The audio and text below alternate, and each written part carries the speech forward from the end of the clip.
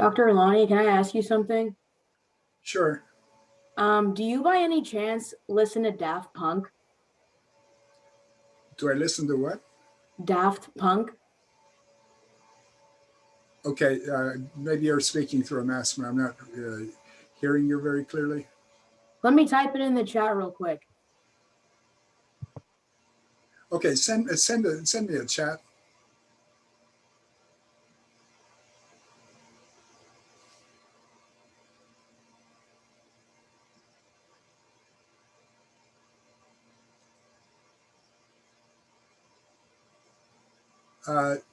No, I've never.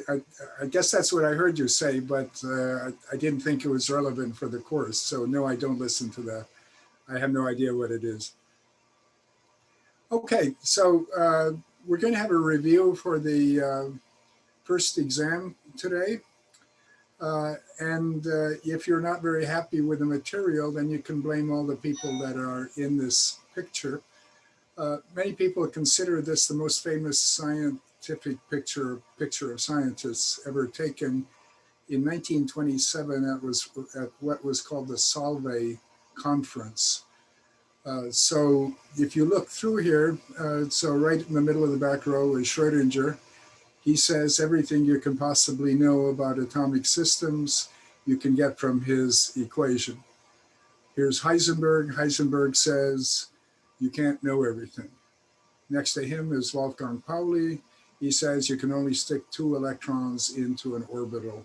And we're going to find that's true for molecular orbitals just as well as atomic orbitals. Here's Peter Debye. We talked about the fact that Debye and Einstein solved the black-body radiation problem with the ultraviolet catastrophe that we had. Here is Bragg. Bragg and Bragg Jr. were eminent in figuring out X-ray crystallography and being able to figure out solid structures. All of these other people I could tell you about too, but we haven't talked about them, so I'm skipping over them. Here's Dirac. I mentioned one form of quantum mechanics. The notation is called Dirac Notation, where we have brackets instead of integrals written out for them.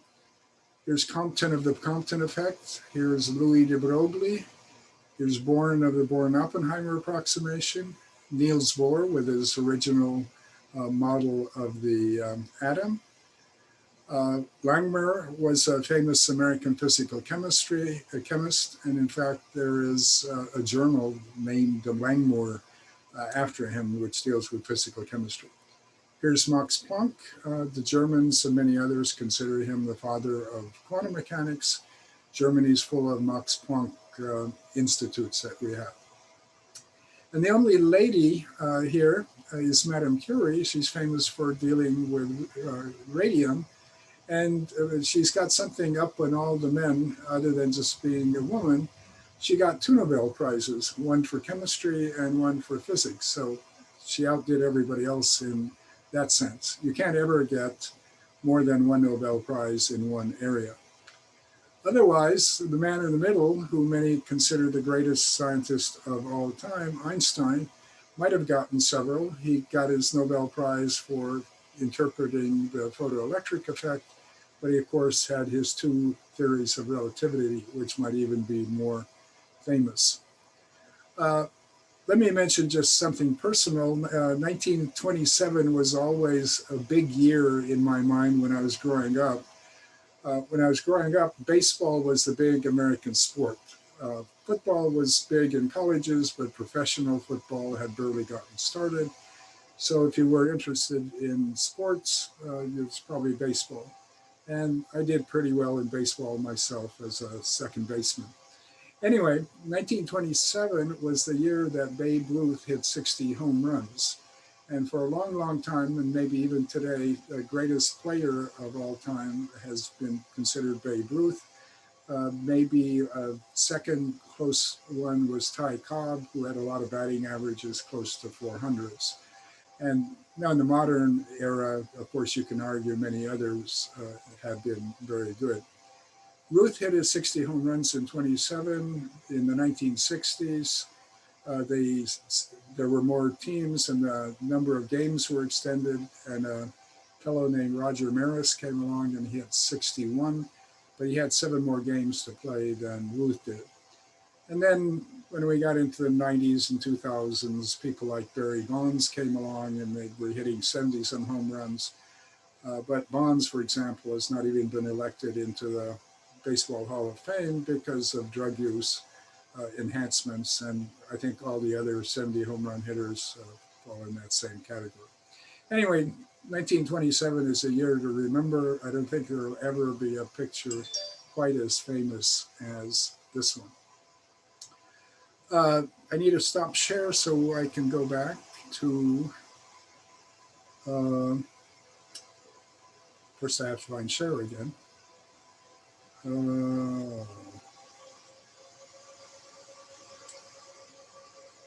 Okay.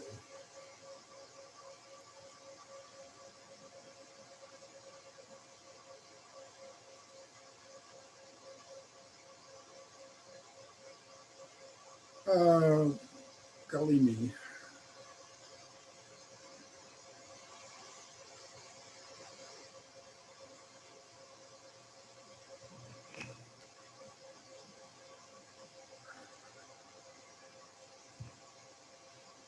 I'm looking for my share screen and it's disappeared off my screen. If anyone has a bright idea, please tell me.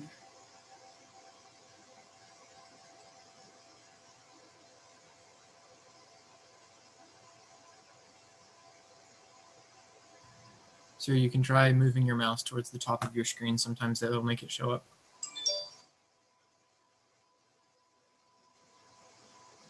Okay, thanks for the clue. But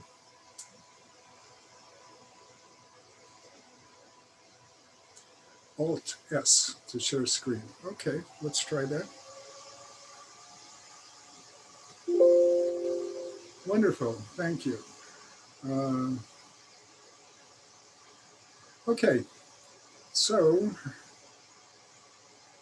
hopefully everybody sees this. Is that correct? You can see practice problems 1. Yes. Yes. Okay. Let me ask you first. I had probably half a dozen students write to me that they never found this in their lecture notes. But if someone has their lecture notes with them, could you check whether between the quantum section and the atomic section, which would be something like page 66, right after QM48, whether you have the practice problems in there? I did mail them, or email them to everybody because of the email said that wasn't there, but it's always been in the previous lecture notes, so I was surprised if they weren't in this one. Has anyone checked? I have it, sir. And they're in there? Yes, sir, they're in mine.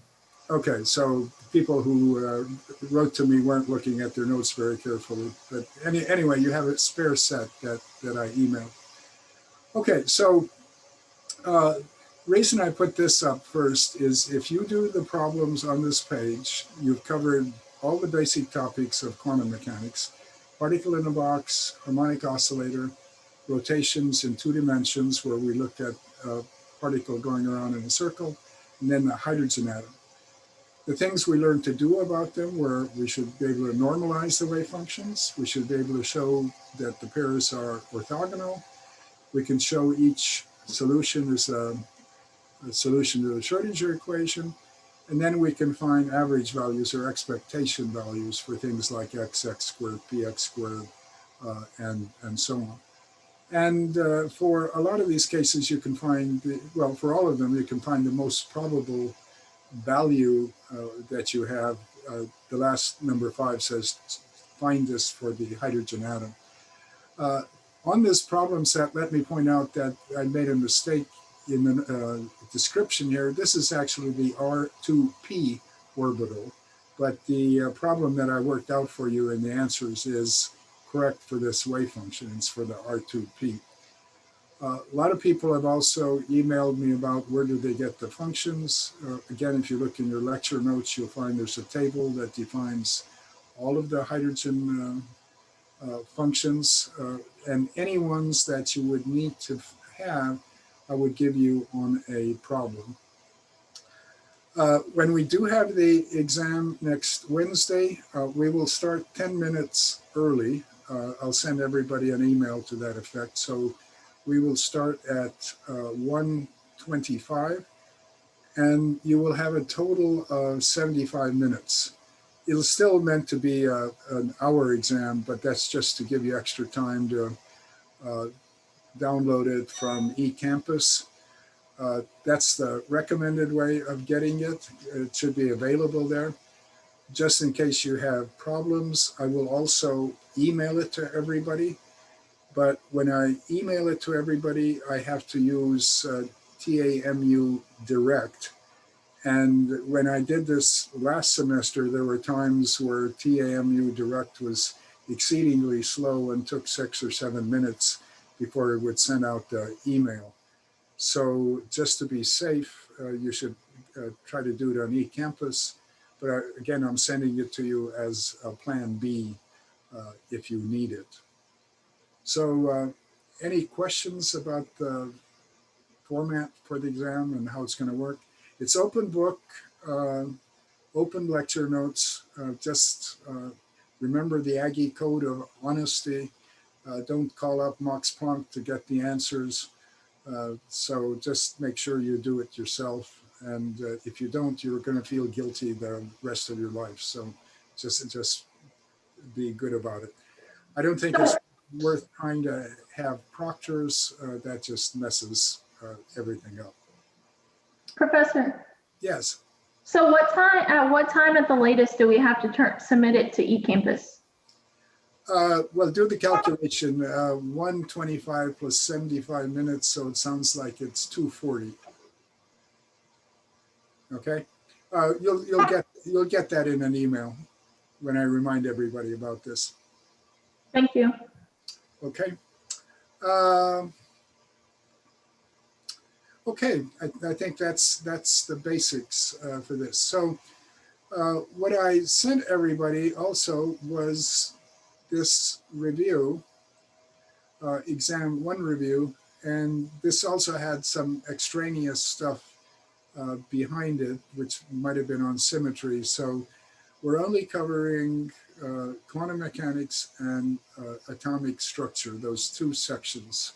So in your course, the next section is molecular structure, and that will not be on the exam. Okay, so the exam, I haven't written it yet, so I can't tell you specifically, but the exam is typically about 2/3 problems of the type that I just showed you about. You have an old exam from some years ago that you can get ideas of what kinds of questions to get. But something like 1/3 of the exam will be concept questions. Probably we'll have some true and false questions. Others might be just simple answers like, why is the ionization potential of boron less than fluorine, or something like that. So make sure you understand the concepts also. We started the course talking first about Newton's laws, classical mechanics, total energy is kinetic energy plus potential energy, momentum in classical mechanics, or for things like electrons is mass times velocity.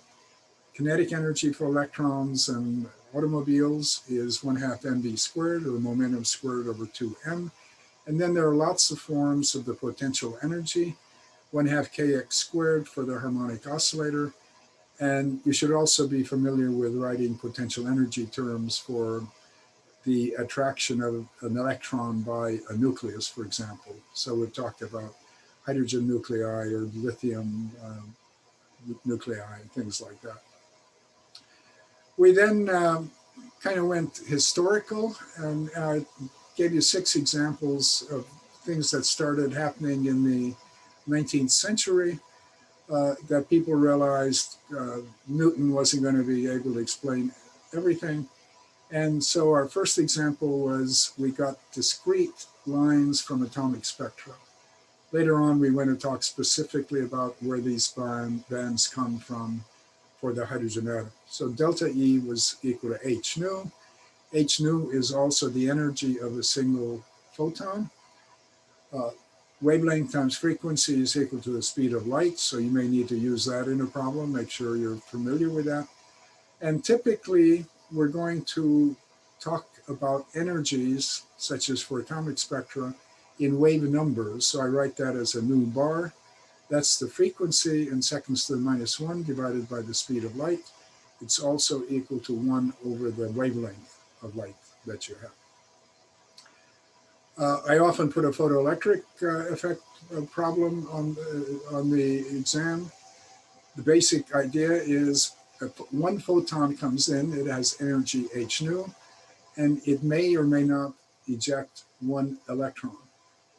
And it will do it if the h nu is of high enough energy to kick the electron off the metal that we're looking at. So it's more or less like a ionization potential, but I won't exactly define it like that because for solids we sometimes use different nomenclature.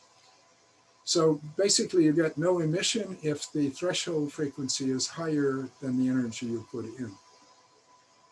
Once you do have a high enough energy, you put h nu in, there's a threshold energy that's used up to get the electron to come off, and whatever is left goes into the kinetic energy of the electron. So this is an easy problem for me to write. I can give you any one of these 3 parameters and have you try to work with the other 2, for example. Okay, then Compton came along and he basically made de Broglie very happy because he experimentally demonstrated that momentum is equal to Planck's constant divided by lambda. So a photon coming in and colliding with an electron will have this momentum. And in his equations, to see exactly at what angles things came off of, both momentum and energy had to be conserved. That could be a type of concept question that I could ask you about.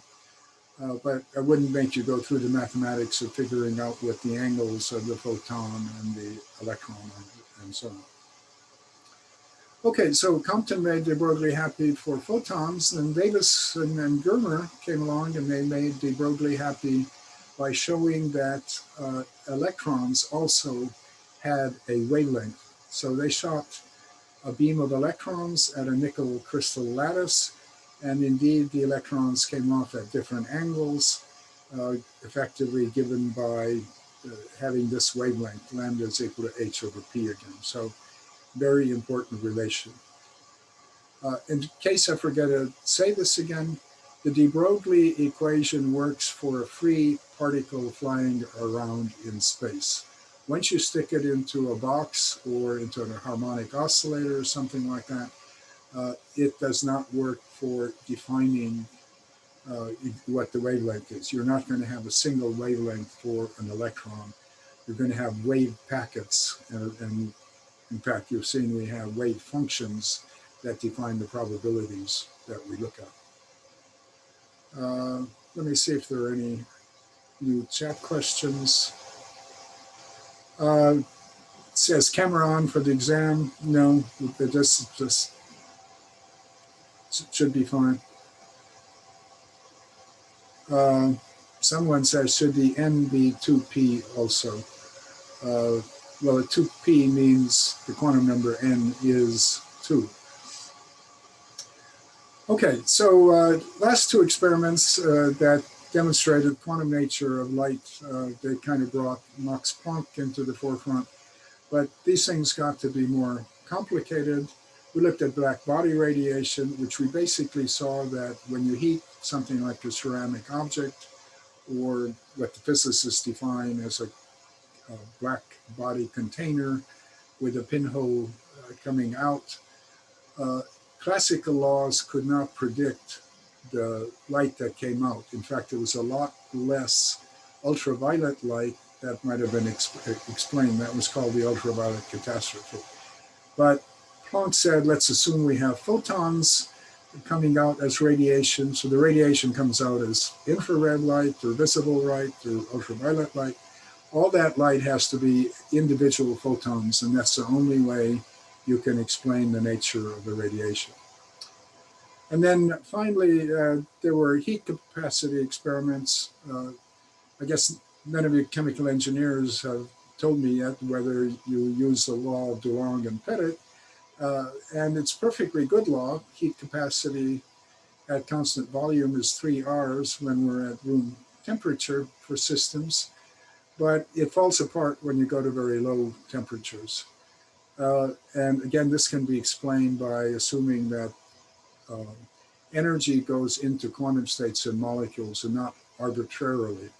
So again, we didn't spend much time on that.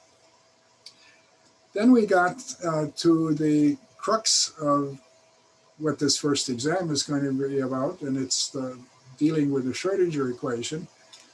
As you saw, we started with one particle in one dimension because solutions and understanding can get complicated even for systems like that. And so we looked at some solutions for that. I also introduced you, if you haven't used them before, into operators. So del squared was an operator, meaning we took second derivatives with respect to everything. Your notes also have a spherical coordinate form, which is more complicated. And then we can write a Hamiltonian operator, which includes the del squared and then a couple of multipliers, minus h bar squared over 2m and a plus v. So this equation is exactly equivalent to that if you understand how operators work. So the important thing about the Schrödinger equation, of course, is it's going to have many, many solutions, not, in fact, an infinite number of them, but most solutions don't work. But every time we get an energy solution, there's going to be a corresponding wave function. And one of the problems I can ask you on an exam is I can tell you the third excited state of the harmonic oscillator is this and so. Show me that this is a solution to the Schrödinger equation. Don't panic, I would not ask you that one. That would be horrifically difficult and probably take you all period just to do the calculus on the problem. But that's what you should expect to get, that if you know a solution for psi, you can calculate what the energy is. If you know what the energy is, it's not quite as easy to calculate what the wave function is. But it's important to know these solutions come in pairs. We usually label them lowest state E sub 0, corresponding wave function psi sub 0. Next levels would be E1 and psi sub 1. And as we've seen, the wave functions are very useful to telling you about the particular quantum state that we're looking at. When we square it, we get a probability function. And we can also use the wave function to calculate expectation values, average values. And some of the problems that I've asked you to do in the practice problems or in the book, they might ask you, where are the nodes of 0 probability? Where are the maximum probabilities? Things like that. So whenever you want to have a minimum or a maximum of something, always take the first derivative with respect to the coordinate, set it equal to 0, and solve for what the coordinate has to be.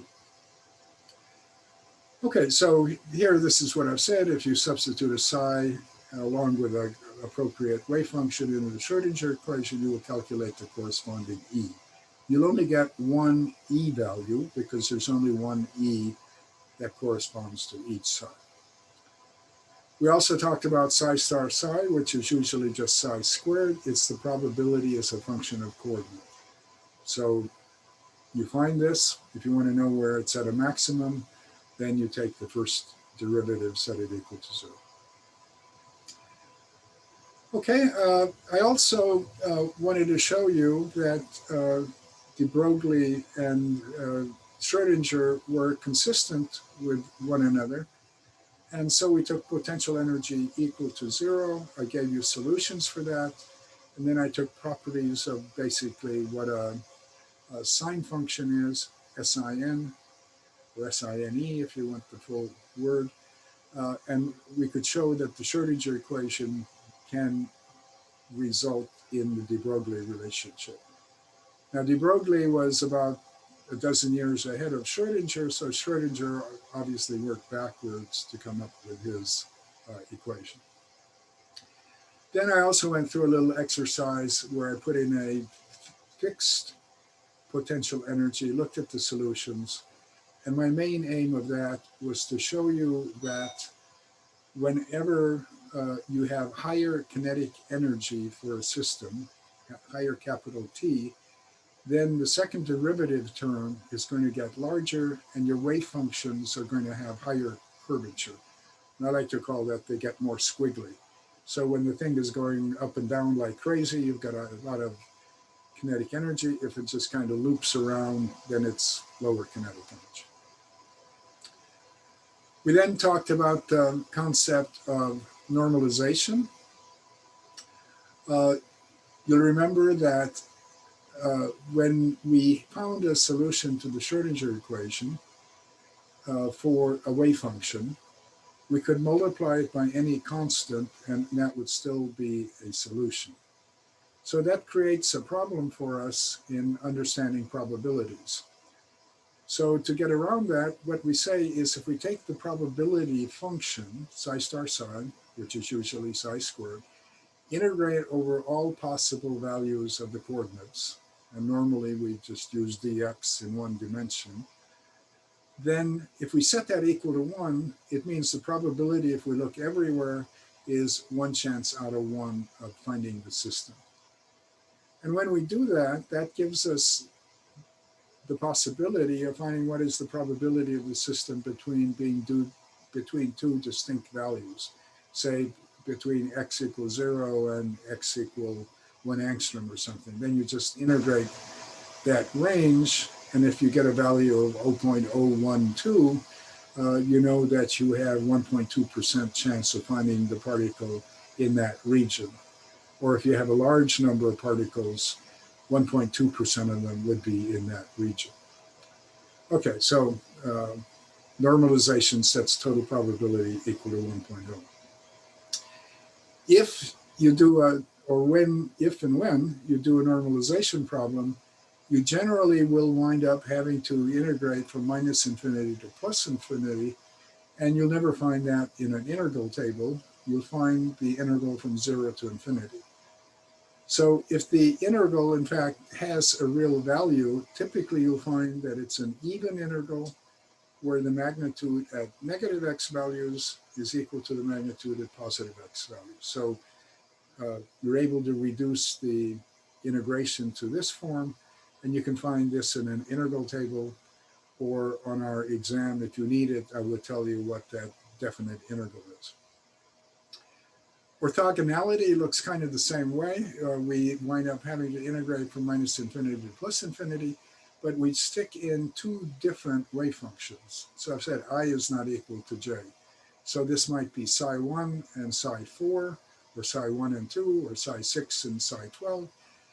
A rule of quantum mechanics is that when you have two solutions to the same Schrodinger equation with the same potential function, any two of those wave functions have to be orthogonal to each other, which means the product integrated over all space comes out to be 0.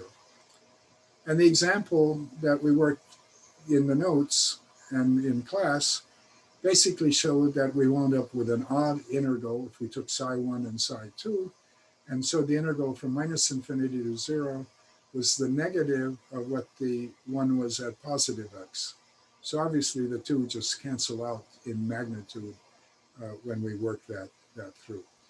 So be aware that this is just a law of quantum mechanics. This is the way the mathematics always works out when you solve the Schrodinger equation. If you get really excited about this stuff, take a math course in linear algebra and beyond, and you can learn all about eigenvalues, eigenvectors, and stuff like that. Okay, well, here's the part that I mentioned. So if you have a normalized wave function and you integrate from A to B, pictorially it looks like this. The total area under psi star psi is equal to 1, going from minus infinity to plus infinity. If we integrate a small region of it, that will give us the probability that the particle is going to be in that particular region. Okay, so then we went to the particle in a box, which strikes most people as just something weird we made up that we can play around and do some of the mathematics. But as we'll see at the end of the course, we get energy levels for particles translating in a container that are relevant for deriving thermodynamic functions. So that'll be statistical mechanics.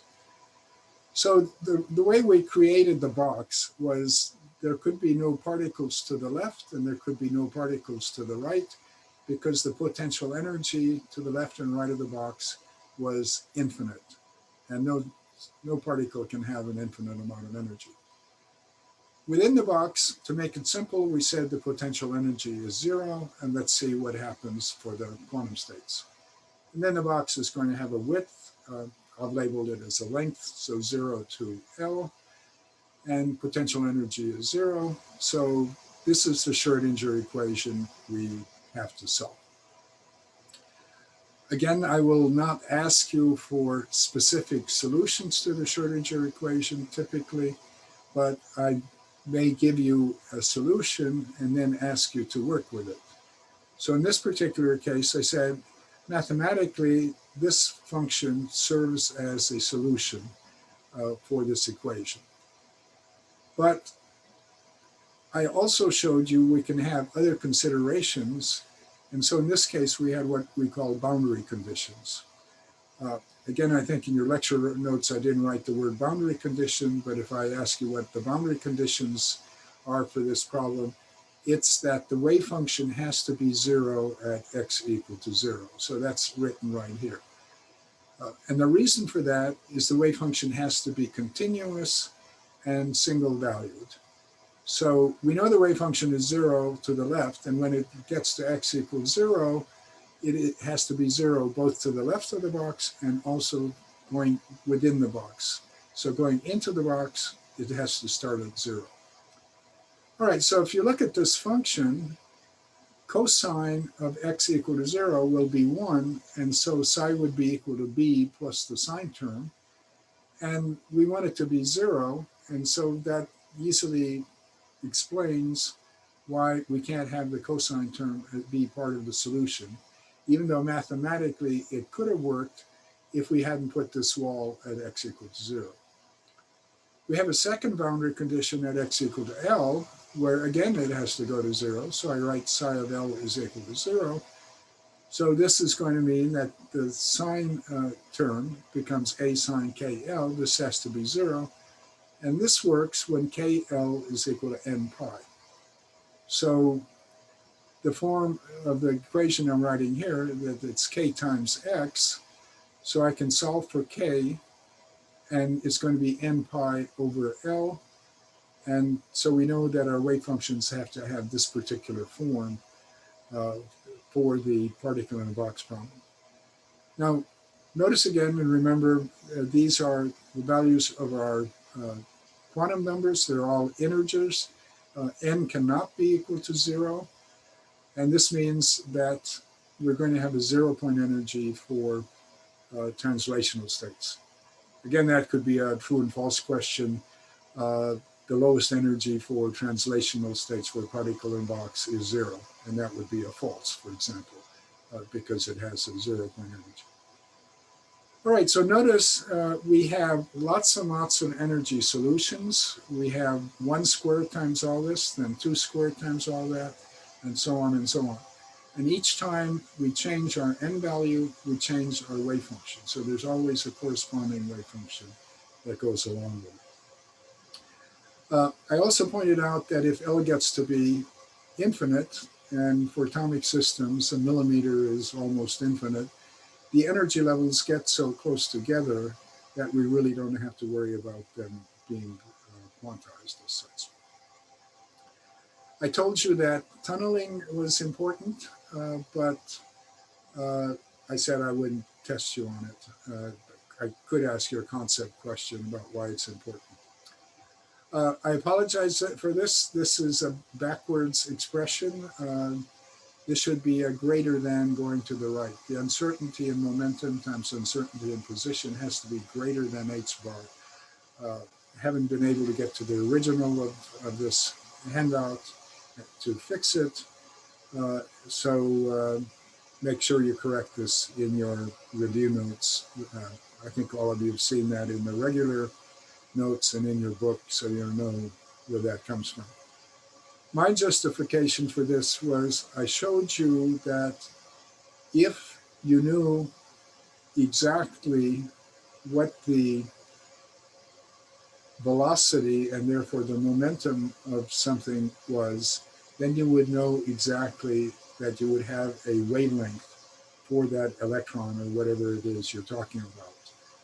And if you have a fixed wavelength with no beginning and end, it actually begins at minus infinity and ends at plus infinity, then you know nothing about the position. So that was a pretty lame way of supporting Heisenberg. He would roll over in his grave since he spent 30, 40 pages in the physics journal coming up with this. But he came up with a specific magnitude based on the Schrodinger equation. And there's actually a branch of quantum mechanics called Heisenberg mechanics with Heisenberg equations and so on. Okay, so we could have a Heisenberg uncertainty question. I could give you a uncertainty in velocity and ask position, or lots of other ways to ask the question. Another important thing that you can do with wave functions is use them to get averages. For these, you need operators. Any exam I give you, you would be given the operator. If it's for x or x squared, you should remember that it's x or x squared itself. But if you need the momentum or momentum squared or kinetic energy, I would give you the operator. The thing to remember is you take the wave function and you operate it on whatever the operator is. You get a result, you multiply it by psi star, which is probably psi itself, solve the integral, and you find out what that expectation value is. We solved several of these cases in class. The practice problems that I included in the lecture notes and the ones I sent to you as emails, those have some practice operator and average problems also. So you might well see one of these. We then spent a bunch of time basically just showing you that the harmonic oscillator solutions get pretty nasty. The classical Introduction to Quantum Mechanics book in 1935 spent 40 pages showing you how to deal with Hermite polynomials, but there is an exact solution for each of the harmonic oscillator values. We have typically worked with the solutions for the lowest one or two solutions. You should be able to plug those into the Schrodinger equation, show that they are solutions. The key element of the solutions are that the energy levels are given by a quantum number little v. You'll notice I intentionally made this much smaller than the capital V for the potential energy. And so there's a plus half added to it. So you can never have zero energy for the vibrational of a harmonic oscillator, which will be a molecular vibration that we look at later on. We saw that the vibrational frequencies come out looking like that. And to complete our discussion of motions, we had translations from particle in a box, vibrations from the harmonic oscillator. For rotational motion, I like the artificial model making a particle go around a circle very much, because we can directly apply de Broglie's formula and come up with what the energy levels are. So we first recognize if there's a wave going all the way around the circle, it has to exactly match up on itself when you get all the way around when you do it. So the circumference has to contain an integer number of waves. We saw that n here could be 0, there could be no waves, and that would mean no rotation at all. So that was possible. After we did the problem solving this with n as the quantum number, I switched it to m sub l, because that's the quantum number that everybody uses when you start talking about atomic systems like hydrogen and so on. So this is a form of boundary condition that we have, looking at it from the de Broglie point of view. And when we looked at the Schrodinger equation the same way, we also had a boundary condition that the wave function had to be the same once you went all the way around the circle. So the Schrodinger equation is a function of the angle phi had to be the same as it was when the angle phi changes to phi plus 2 pi radians, or all the way around the circle. So that's a boundary condition question I could ask you about also. Going to 3 dimensions gets nasty. I used to spend 2 lectures on this. I condensed it to, I think, less than half a lecture or so. But I gave you some basic results. We saw that we could find a formula for overall angular momentum. We also saw we got components in just one unique direction. And then we saw that this was really weird. It gave us space quantization. So electrons around nuclei, around protons, could only rotate at certain orientations relative to what the z-axis is. The z-axis, as I indicated, might be the direction of an applied field on your molecular system, for example. And we also talked about the fact that you had spin angular momentum. And then we wound up with things we could have talked about in Russell-Saunders coupling, but you're not likely to see much about this. I could ask you a concept question about space quantization. Okay, so that finished quantum mechanics. And then we went on to atomic structure, and we started off and saying, thanks to Balmer, a Swiss high school math teacher, Ritz and Rydberg were able to come up with this formula. And as I've emphasized many times, don't worry about memorizing this formula. Worry about the fact that, just remember, every level is given by minus r sub h over n squared. And so if you're dealing with 2 quantum states of the hydrogen atom, just calculate their energies by r sub h over n squared with a minus sign in front, and then take their energy difference.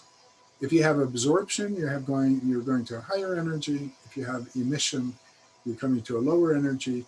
Either one, you can express the answer with a positive sign. We went through the Bohr model, and we did get the right answers for the energies. He said basically centripetal force was equal to the electrostatic force. You should be able to write the correct potential energy for it. But Bohr incorrectly said we had a circular orbit. We've now seen that the electron can smush its way all around the nucleus. And he also got the angular momentum formula, incorrect. So you see, this is what it should look like. At high L values, this would look just like an integer times h bar. That's what Bohr had, but wasn't quite right. Okay, so then we went to the Schrodinger solution for the hydrogen atom. The Schrodinger solution comes out exactly, but to do it, we have to recognize that we need to split the overall wave functions into 2 parts, a radial function and an angular part. So this capital R is a function depending on coordinate r, and it gives rise to quantum numbers n and l. So n is the principal quantum number, L is the angular momentum quantum number.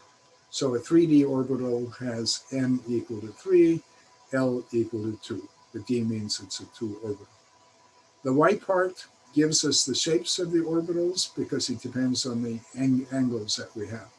And it depends on the quantum number little m, L, and m sub L.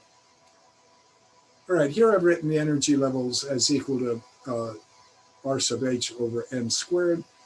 This really would be okay, but it's better if you put a minus r sub h on it. In fact, I guess it's not quite correct if we have it with a plus sign. So stick a minus in front of r sub h, because in all the diagrams that I've been showing you, the totally separated electron from the hydrogen atom is at E0. And then all of the other quantum states are at some negative value, the lowest value being minus 109,670 wave numbers below that.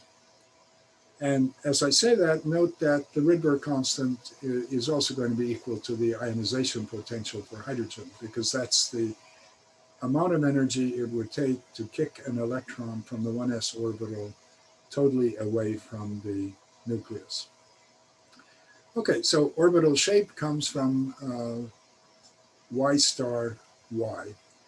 Technically it comes from psi star, but the r part will only tell us about the distance that the electron is from the nucleus. Okay, so we looked at the mathematical solutions for capital R, and it worked out just fine when we got s orbitals and, well, just the 1s and 2s orbitals. I remind you that the s orbitals were kind of weird because they showed you that there was no angular momentum, so the electron is moving just back and forth towards the nucleus rather than around it. When we got to the p orbitals, the mathematics gave us solutions p1, p0, p minus 1, each subscript corresponding to an m sub l value. So these are useful mathematical solutions, but they're in imaginary space. So all other courses other than pchem convert these to px, py, and pz. And that can be done by a rule of quantum mechanics, which says you can make linear combinations there. The answer to the question, yes, please put a minus in front of the r sub h. When you take the energy difference between two of the quantum states, and I always feel you take a positive number, it really doesn't matter. But if you want to know the energy below 0, which represents the electron totally away from the atom, then you need to have the minus sign. Okay, at first glance, when we wanted to look at probabilities for the where the electron is in terms of distance for the hydrogen atom, it looked kind of bad because it looked like we're going to have a lot of probability at the nucleus. But we saw that we had to take the volume of the shell in which the electron is into account, and that means you add a 4 pi r squared. So the radial distribution function is written like this. So this means, because of the r here, as you go to larger and larger r values, you're increasing the probability by increasing the volume of that shell. But the psi star psi, which is basically r star r, the function, that still is the overall probability at any given r value. All right, so how do you find the most probable r? I've asked you to do some practice problems with that. I've worked it out in your notes. You take the first derivative, and that will give you the maximum r value. It'll also give you the minimum values if there are some nodes in the particular system. I very briefly told you the fact that you had selection rules. They come from the transition moment integral, which involves the wave functions of the initial states. And it really doesn't matter for the hydrogen atom because any delta n happens and L does not affect the energies. But technically there's a delta L selection rule, which means it has to change by 1. So if you're in a d orbital where L is equal to 2, you can go to a p orbital where L is 1, or you can go to an f orbital where L is equal to 3. For larger atoms, it's going to make a difference. Okay, then I think we can finish the review today. We might have to go 2 or 3 minutes over. We then worked our way to larger atoms. One thing I would like all of you to be able to do is write a potential energy function for an atom and later for a molecule that doesn't get too complicated. So make sure you're able to write a potential function for, say, helium or something relatively simple like this. Well, we're going to talk about the Bohr-Oppenheimer approximation later, but keep in mind that when we talked about energies for the hydrogen atom, or when we talk about other molecules, we're talking about energies of the electrons. And we're not worried about what energies the protons in the nucleus might have, or we're not worried about if the molecule is vibrating or anything else like that. But make sure you can write this kind of expression. Minus signs are good because they're attraction. Everything in nature likes to go to a lower energy. Plus signs are bad. They represent repulsions. Two like charges repel each other. We briefly discussed the Pauli exclusion principle. I pointed out that it's more complicated than what you learn in freshman chemistry. You can't put more than 2 electrons into the same orbital, and they have to have different sims. It has to do with the fact that the overall wave function has to be antisymmetric.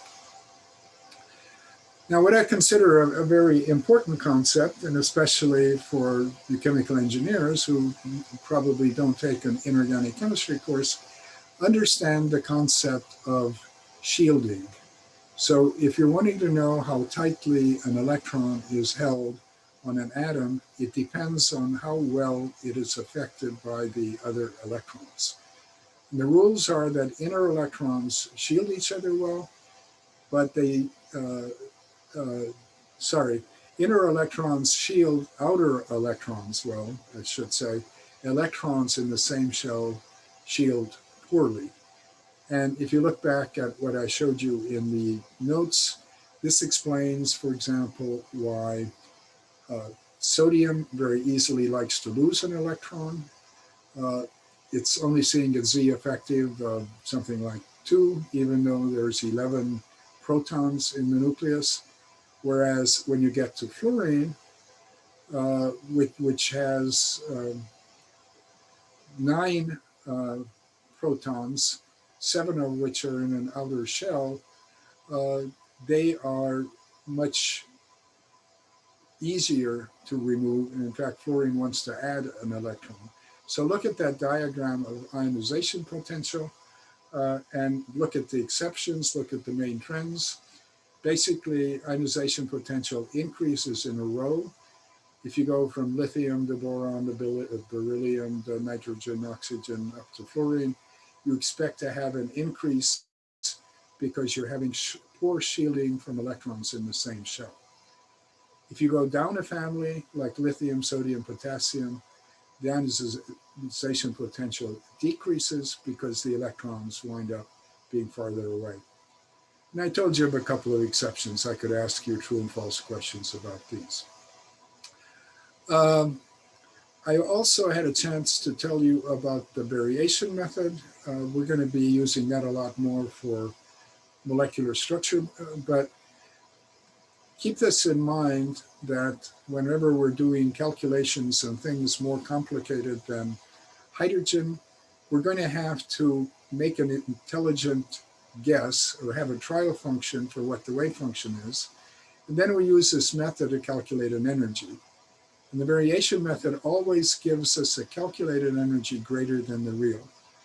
So if we use lots and lots and lots of coefficients that we can vary, we can mathematically come up with a wave function that will give us a real energy very close to the real value. So most computations on molecular systems based on the variation method. So as it says here, the better the guesses, the lower the energy, and it'll all be close to the real value.